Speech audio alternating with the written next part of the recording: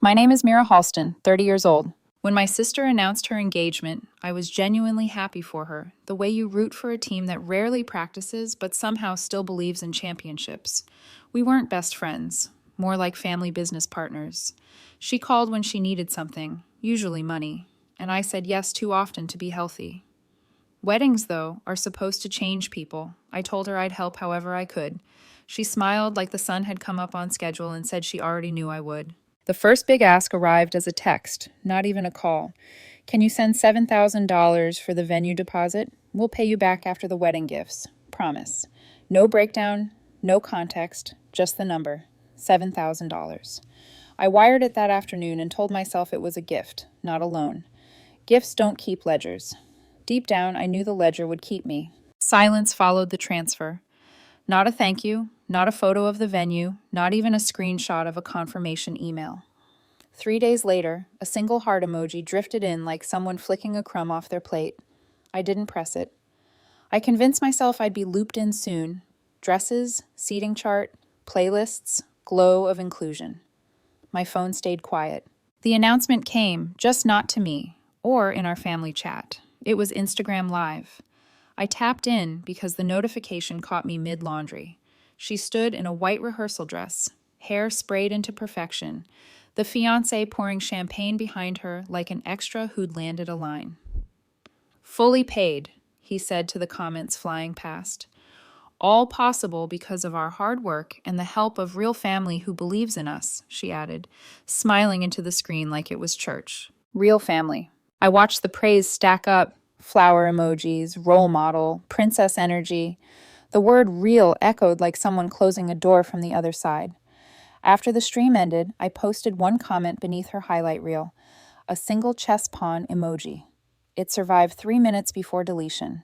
6 minutes later, knocking detonated across my door like a SWAT raid. She came in still in heels, makeup baked, the dress making a whispering noise every time she moved. What was that? She said, voice flat as a blade. Not hello, not thank you, just jurisdiction. I didn't answer. I didn't owe her a map to a feeling she'd paved over. You're trying to embarrass me, she said, louder. You always make everything about you. The word always was the match. We'd been quiet for years to keep the peace. I felt something older than pride burn its way to the surface. We shoved each other. It wasn't cinematic. No slow motion, no shattered vases, just a clumsy tangle of wrists and breath and anger. Her shoe came off and thumped against the baseboard. She grabbed my sleeve. I told her to get out. She did, swearing she'd never speak to me again. I didn't feel angry. I felt done. The calls arrived that night. Mom, then Dad. I already knew the script she'd fed them. They sounded tugged into a mess they couldn't name. Voices careful, patient. I told them the truth. The $7,000, the live, the pawn. No one yelled. Mom said maybe we should cool off and talk as a family soon. I said okay and meant no, because a truth I'd sidestepped finally set itself down on my chest. This wasn't about money. This was about placement. In her life, I had none unless I was useful. I wasn't a sister. I was a piece on her board. Pieces can move. 2 days after the fight, I stopped playing nice.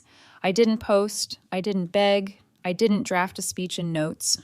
I started pulling strings quietly, precisely. The venue was first. That $7,000 wasn't a free-floating donation. It was a booking in my name because she couldn't qualify. I called the coordinator, verified the contract number, and canceled.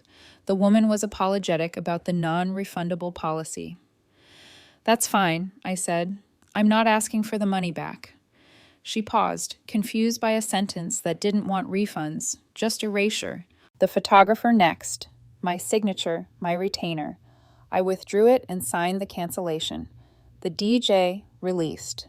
Rentals released. The best part was how quiet it all was. It's strange how much noise you can remove from a life by withdrawing the scaffolding no one admitted you were holding. I didn't tell her. I wanted her to find out the way I did, publicly, and too late to pretend she hadn't already decided who counted and who didn't. I kept my phone on silent, ignored her texts as they shifted keys. Sweetness, sarcasm, threats. Ignored aunts who used voice notes like sermons. Ignored dad's, let's not ruin the weekend. I was waiting for the call that wasn't theater. It came from the fiancé. He sounded newly aware of gravity. Hey, the DJ just called to confirm they're canceled? Do you know anything about... I canceled, I said. Silence stretched until I could hear the room he was in. Why? You should talk to your bride, I said, and ended the call. 10 minutes later, the hallway outside my apartment turned into an echo chamber. No makeup, no heels this time, just rage and a sweatshirt. She didn't cross the threshold. You destroyed my wedding, she said, the words carefully chosen to make me the verb. I stopped paying for your illusion. My voice surprised me, low, flat, a road with lines newly painted. It was built on a lie, on me. I'm done financing your delusion. For a second she faltered, then found the old rhythm. You're bitter, lonely, jealous, punishing me because I have something you don't. I almost laughed. I'd rather be single forever than build a life on guilt. She stepped forward and shoved me. It happened fast. She pushed.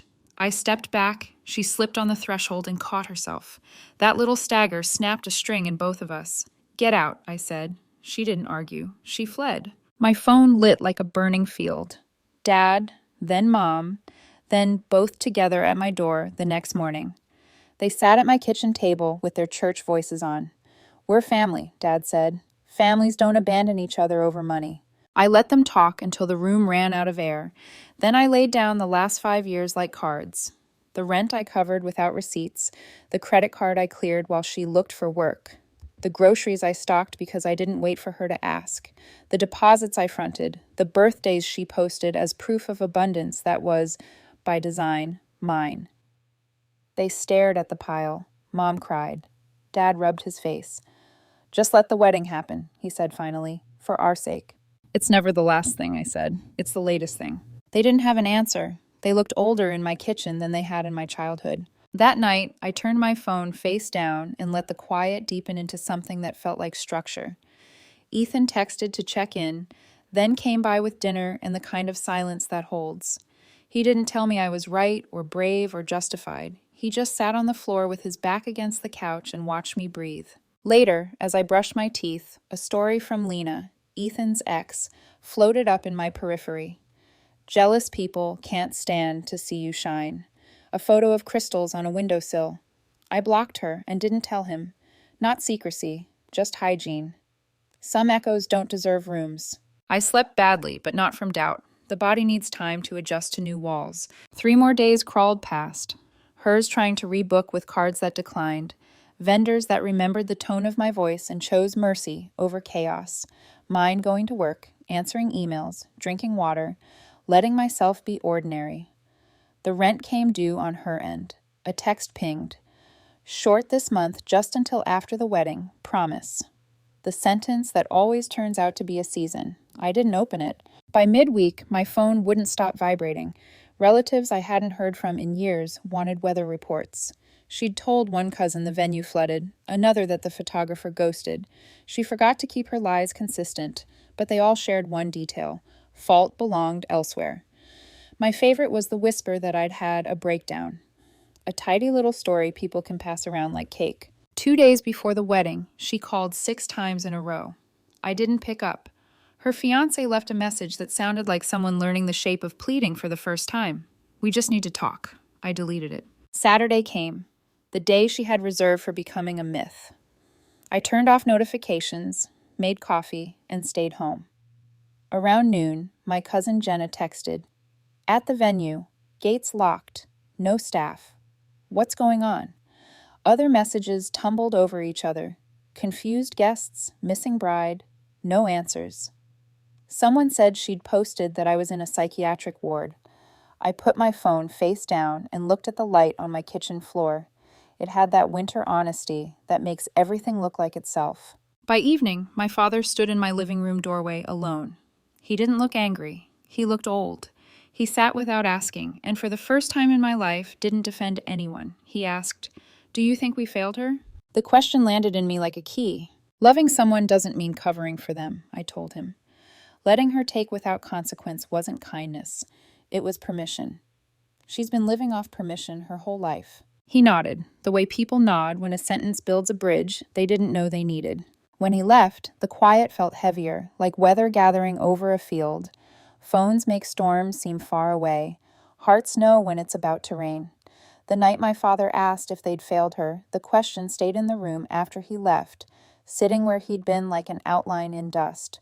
I washed a single cup, dried it, and set it on the rack like proof that small, finished things still existed. My phone pulsed in the other room, the screen lighting the wall with the rhythm of a heartbeat I didn't trust. I let it blink out. The next morning arrived gray and undecided. I made coffee and opened my email. The way you open a door you already know is empty. Vendor confirmations of cancellations stacked like receipts. "We're sorry to lose your business," they wrote to me. The name on the contracts, the scaffolding she never acknowledged. The DJ's assistant added a note. "If you need a letter explaining our side to family, we understand." I didn't need letters. I needed quiet. By noon, the family thread had mutated into a rumor factory.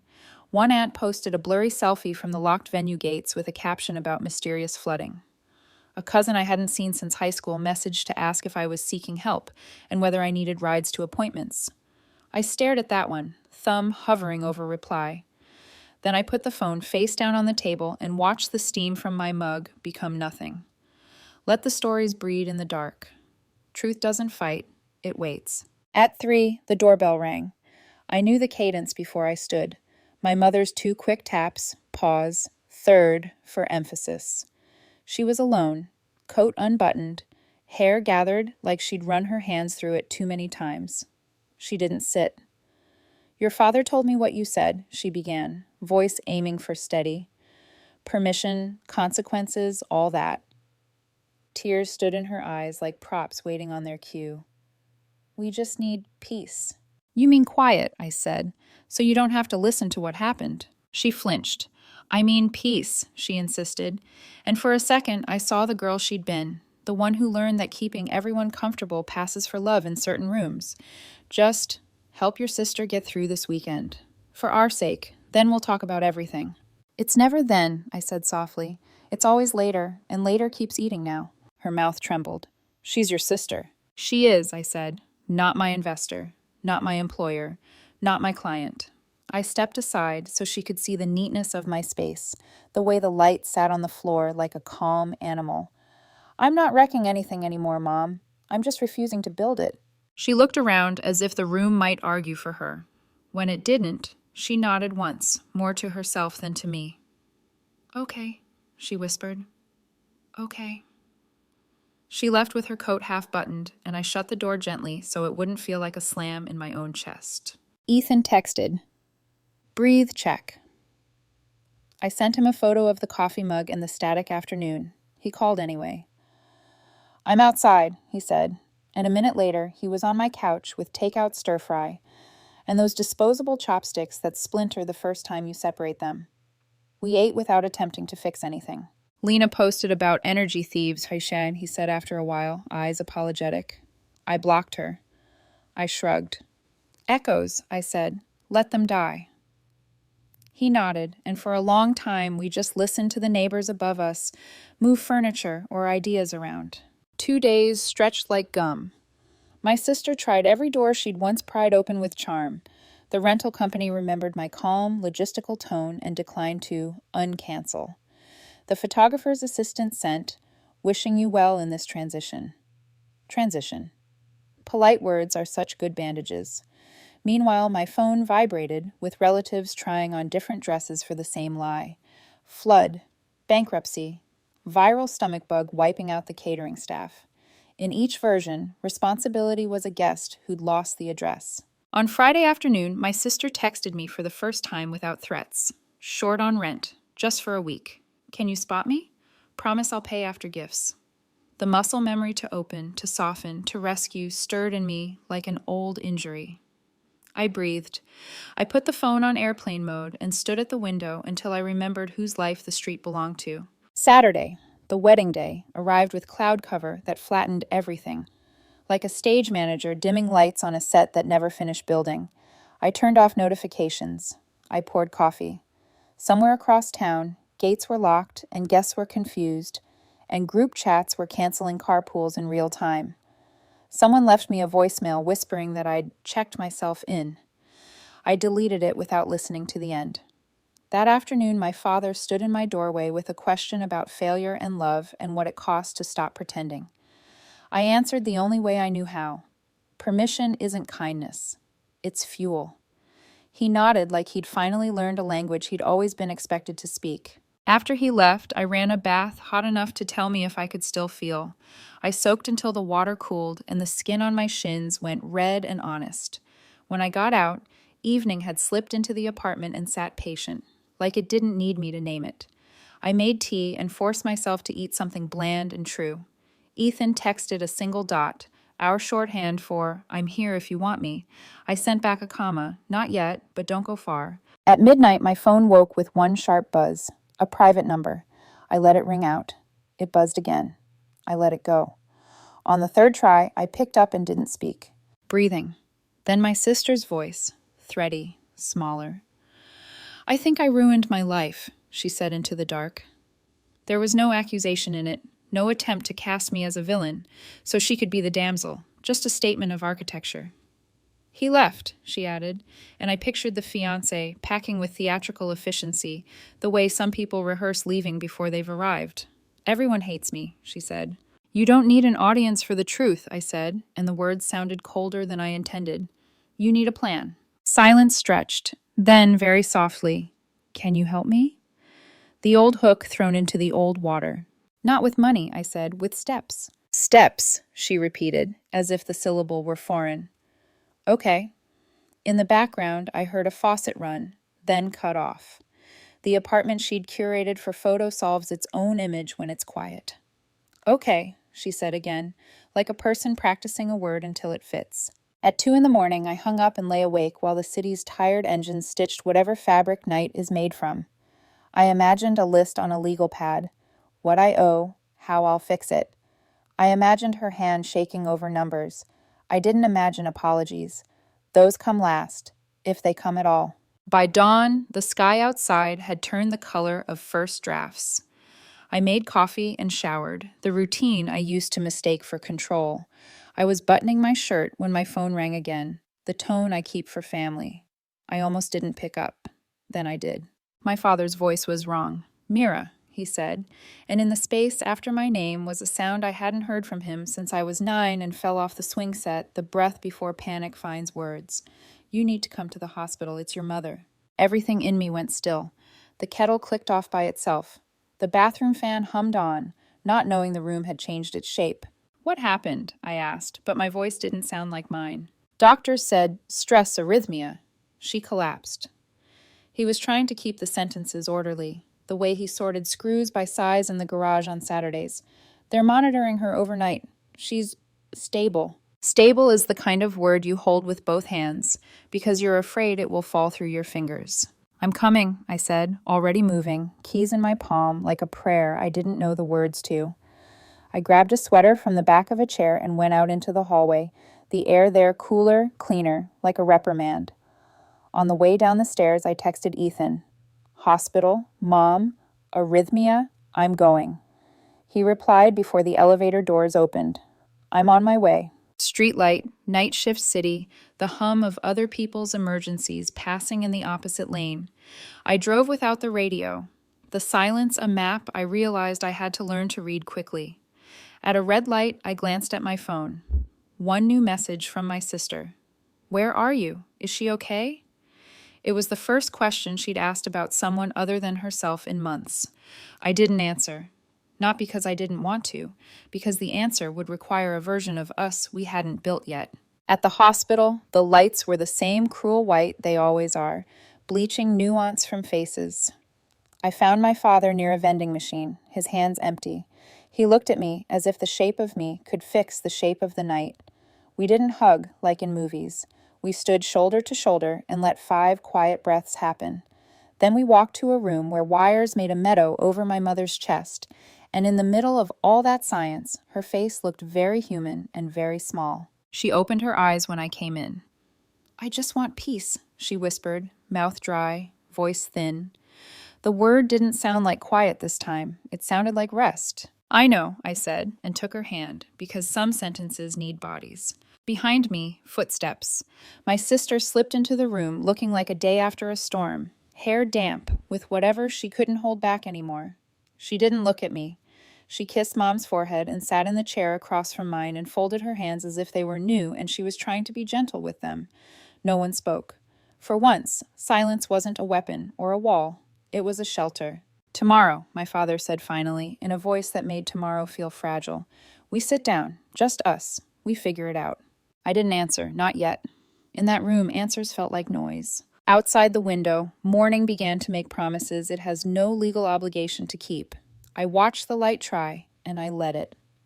By morning, the hospital had that exhausted quiet that only comes after a night full of alarms. Machines hummed softly.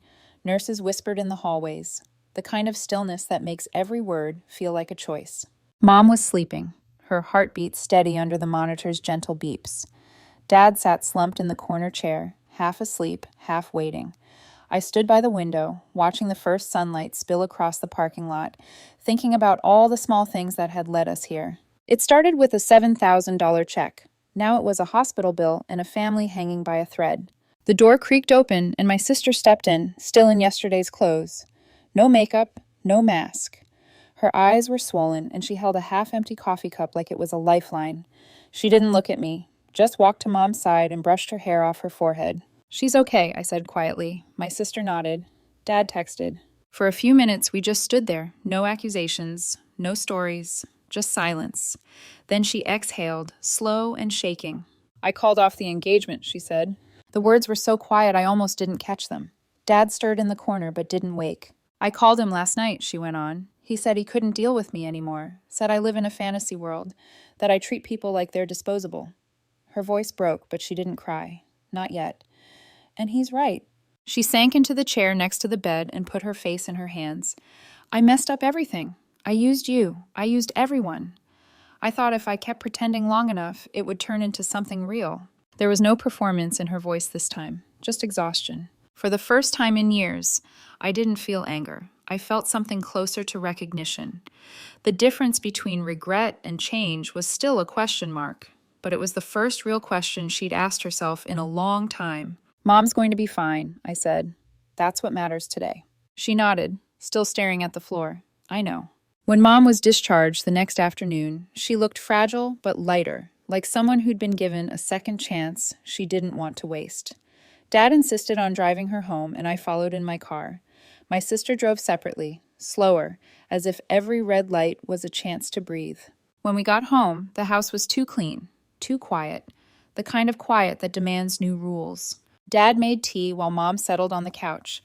I thought we'd all scatter to our corners again, but my father surprised me. Tomorrow morning, he said, looking between us. We sit down. No phones, no pretending, just talk. He didn't say please, he didn't have to. The next morning, the four of us sat around the kitchen table, the same table where we used to do homework, where my sister once told me she'd be a designer, then a model, then an influencer, whatever dream paid fastest. This time she came in with a notebook and a pen. No jewelry, no armor, just paper. She placed it in the center of the table and pushed it toward me. On the first page, she had drawn 2 columns in shaky handwriting. What I owe, how I'll fix it. Underneath, she listed everything, every dollar, every vendor, every broken promise. I skimmed down the page. $7,000 venue deposit, $1,200 photographer cancellation, $890 dress payment, $300 credit card late fee, gas money, groceries, favors, all of it. At the bottom, a single line in small letters. I want to be someone you can actually be proud of someday, but I know I don't deserve your help unless I fix this myself. The words sat there like they'd been waiting years to exist. I looked up at her. You actually wrote it all down? She gave a half shrug. If I don't see it, I'll pretend it's not real. Mom's hand trembled as she reached for the cup in front of her. That's a good start, she said softly. Dad just nodded. I took a breath. I'll help you, but not like before. I'm not paying for your life. I'll help you build it. I'll keep you accountable. You handle the rest.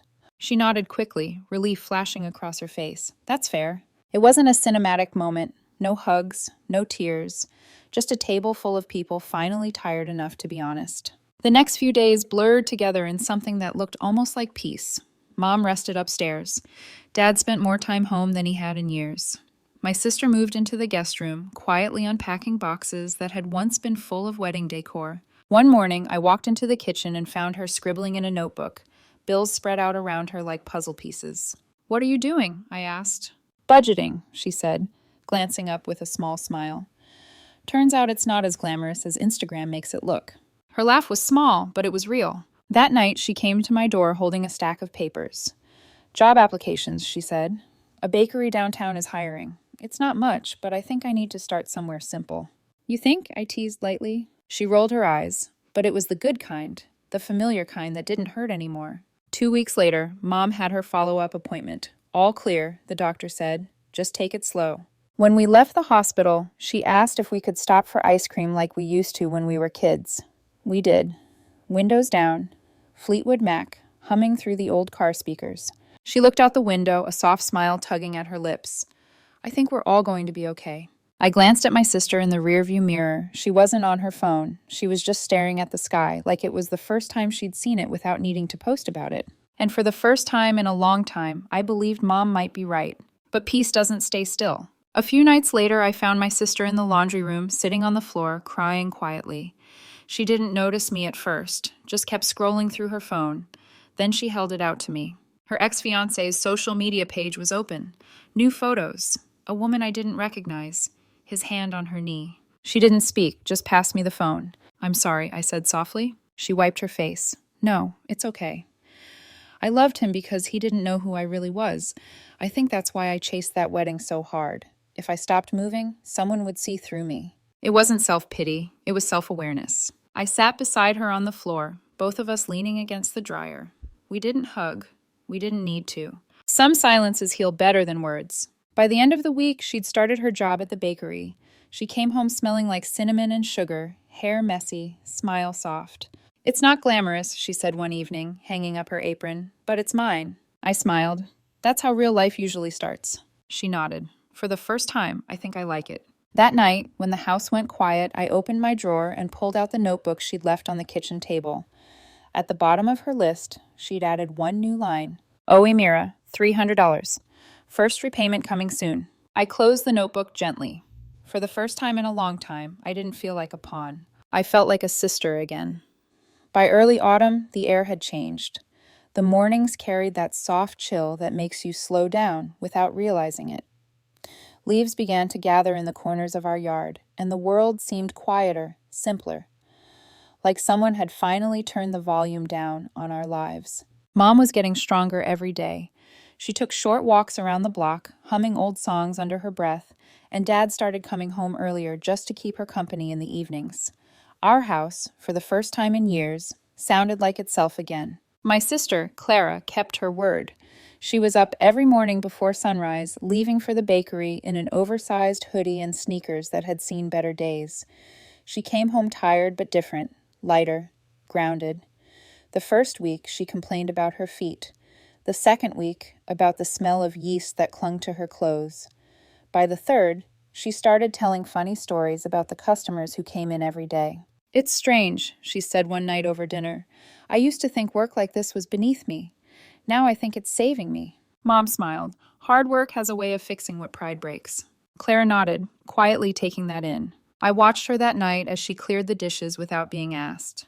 She moved slower, gentler, as if every action had weight now. She wasn't performing. She was rebuilding. A few days later, I walked into the kitchen to find her hunched over the table, a pencil tucked behind her ear and a spreadsheet open on her laptop. "What are you doing?" I asked, leaning against the counter. "Budgeting," she said, chewing on the end of the pencil. "Turns out, if you actually add things up before you buy them, it hurts less later." I laughed. "Revolutionary concept." She pointed the pencil at me. "Don't mock the reformed." I leaned closer. "Guess how proud I am right now." She smiled, small and real. "Guess how broke I am right now." 2 weeks later, she handed me an envelope over breakfast. It was creased at the corners and folded twice. "What's this?" I asked. "Open it." Inside was a check for $300. In the memo line, she'd written, "First repayment." I looked up, "You don't have to rush this." She shook her head. "I do. I have to prove to myself that I can." I didn't cash it. I kept it in my desk drawer under a candle stub and a stack of old letters. Every time I opened that drawer, I saw it. Small proof that change wasn't a promise this time, it was progress. One evening, I came home to find her crying again. Not the kind that breaks furniture, but the quiet kind that builds understanding. She was sitting in the laundry room, phone face down beside her. Without asking, I sat next to her. After a while, she whispered, "He's engaged." I didn't need to ask who. I waited. She finally said, "I guess it's easier for him to move on when he doesn't have to see the mess he left behind." I hesitated, then asked, "Do you still love him?" She thought for a long time before answering. "No, I just miss who I was pretending to be when I was with him." That hit deeper than she knew. Because for years, she'd built her world out of performance, self-worth measured in borrowed things. Now she was learning to live without a stage. I didn't tell her it would get better. I just reached over and squeezed her hand. Sometimes comfort isn't a promise, it's just presence. Weeks turned into months. The bakery job stuck. She started bringing home leftover bread for Mom to freeze, and sometimes she'd sneak cinnamon rolls into my lunch bag before I left for work. Little gestures, quiet reparations. Then one morning, she walked into the kitchen with an announcement. "I'm thinking about having another wedding." I froze mid-sip of coffee. "Excuse me?" She laughed at my face. "Not that kind of wedding, a different one." She sat down across from me, eyes bright. "I want to have a wedding with myself." I blinked. "I'm sorry, what?" "I'm serious," she said, and for once she wasn't being dramatic. "A small celebration. Just me, a couple of friends, Mom, Dad, you. No fiancé, no audience. Just a promise. To myself this time." I didn't laugh. I didn't tease. I just said, "That actually sounds kind of perfect." The day of her wedding to herself was nothing like the one she'd planned months ago. There were no white chairs, no champagne towers, no curated hashtags. Just a backyard rented from one of her friends, a wooden table, 2 candles, and a thrifted white sundress that cost $49. Only 6 of us were there: Mom, Dad, me, and 2 of her oldest friends from high school. No one else. She stood barefoot on the grass, holding a folded piece of paper that shook slightly in her hands. She read her vows quietly, her voice breaking halfway through. "I vow to stop apologizing for being myself. I vow to stop using love as a way to escape responsibility. I vow to be kind to the people who stayed and to finally forgive the person I was when I didn't know better." It wasn't poetic, it wasn't rehearsed, but it was true. When she finished, everyone clapped softly, not because it was expected, but because it felt right. Then we ate potluck. Mom brought lemon bars, Dad grilled burgers, one friend made pasta salad no one really liked, and I brought a cake from the bakery where she worked. It wasn't a wedding, it was a beginning. After everyone left, she came to me with another envelope. "Don't say no," she said quickly. I raised an eyebrow. "More repayment?" She smiled. "A little more this time. I'm getting better at saving." I took it, tucked it into my purse, and didn't say anything. I wasn't keeping score anymore, but I could tell she was finally learning how to. That night, we sat in the living room. Just family. Soft music, lemon bars still warm on the counter. Mom was wrapped in her blanket, Dad half asleep in his chair.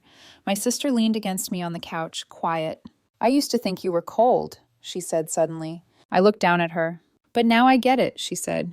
"You weren't cold. You were just the only one willing to deal with reality." I smiled, not because it felt good to be right, but because it finally made sense. For the first time in years, our house wasn't full of pretense or guilt or noise. It was just full. Mom looked up from her blanket and said softly, "I'm proud of both of you." No speeches, no apologies, just peace. The quiet, steady kind that stays. And for the first time, it felt like the war was truly over. Winter arrived slow and kind that year. The morning smelled like cinnamon and frost, and the light came through the windows softer, like it finally forgave the house for what it had held. Mom's heartbeat was steady. Dad laughed more. And my sister, Clara, was still working 6 days a week at the bakery, coming home with flour on her face and stories that didn't end in disaster. She was building a life, one shift at a time. One Saturday, she came home carrying a small cardboard box. She dropped it on the table and grinned. "Guess what's inside?" I raised an eyebrow. "A carb-based surprise?" "Better," she said, opening it dramatically. Inside was a small framed certificate from her bakery, a promotion. She was officially the new assistant manager. "They gave me a raise," she said, smiling like a kid. "It's not much, but I earned it." Mom teared up. Dad clapped like she'd just won an award. I just said, "You really did." And for once, it didn't sound like surprise. It sounded like pride. A few days later, she handed me another envelope. She was nervous this time. "It's the last one," she said. "The rest of what I owed you." I hesitated. "You don't have to keep paying me back." She shook her head. "Yes, I do. I need to close the loop." Inside was a check for the remaining balance, every dollar from the list she'd written months ago. The handwriting on the memo line read simply, "Paid in full." I didn't cry, but something in me settled, like a door finally clicked shut in the best way possible. "You did it," I said quietly. She smiled. "No," she said. "We did. You just stopped saving me long enough for me to learn how to save myself." Weeks later, she started planning something small, a gathering, not a party. No one knew what it was for. When the invitations came, they were handwritten and simple. Dinner at home, no gifts, no excuses. I expected maybe a belated birthday or some quiet thank you. But when we arrived that night, candles flickered on the table, and she was wearing the same thrifted white sundress from her self-wedding. "What's going on?" I asked, half laughing. She gestured for us to sit. "This isn't another wedding," she said. "It's a renewal." She took out that same folded paper of vows, the one she'd read barefoot in the yard months ago, and placed it in the center of the table. "Tonight isn't about promising to be different," she said. "It's about keeping the promise." Then she looked at each of us, Mom, Dad, and me. "I've spent my whole life trying to perform love," she said. "Now I just want to live it." No one clapped. No one needed to. The silence was enough. After dinner, I helped her clean up. The dishes were stacked high, the air smelled like lemon and garlic, and the house buzzed with something I hadn't felt since childhood, peace that didn't need permission. She leaned on the counter beside me, drying her hands on a towel. "You know what's funny?" she said. "I used to think success was about everyone liking me." "And now?" I asked. "Now I just want to like the person I'm with every day." She smiled at me. "That includes me." I nodded. "Then I think you've made it." Later that night, after everyone had gone to bed, I found her sitting on the porch with a mug of tea, staring at the stars. I sat next to her. "Do you ever think about it?" she asked. "The wedding that never happened?" "Sometimes," I admitted, "but not because I miss it." She nodded. "Me neither. I think about the mess and the noise and how hard I tried to look happy. I don't ever want to live like that again." "You won't," I said. She smiled. "I know." The wind brushed against the trees. The night was clear, quiet, certain. Months later, she moved into her own small apartment across town. A one-bedroom with uneven floors, peeling wallpaper, and a window that looked out over a noisy street. But it was hers. She sent me a photo the day she got the keys, her standing in an empty room, barefoot, holding a houseplant instead of a glass of champagne. The caption read, "Finally standing on my own floor." I stared at the picture for a long time before replying, "Looks good on you." A few weeks after that, I stopped by after work. She had framed the photo from her self-wedding and hung it near the door. Underneath it, she'd written a quote on a piece of paper. "Sometimes peace looks nothing like what you planned." She caught me looking at it and smiled. "I think I'm going to be okay, Mira." I smiled back. "You already are." That night, driving home, I thought about everything that had happened. Every fight, every silence, every bill, every tear. For so long, I thought the story was about punishment and payback. But it wasn't. It was about balance. It was about learning where love ends and self-respect begins. Months later, on a quiet Sunday morning, I opened my drawer and saw the 2 checks she'd given me. The first for $300, the last labeled paid in full. I still hadn't cashed either. I didn't need the money. I just needed the reminder. That peace isn't bought. It's earned. One apology, one boundary, one quiet morning at a time. And for the first time in years, I didn't feel like a pawn in someone else's story. I felt like a person with her own,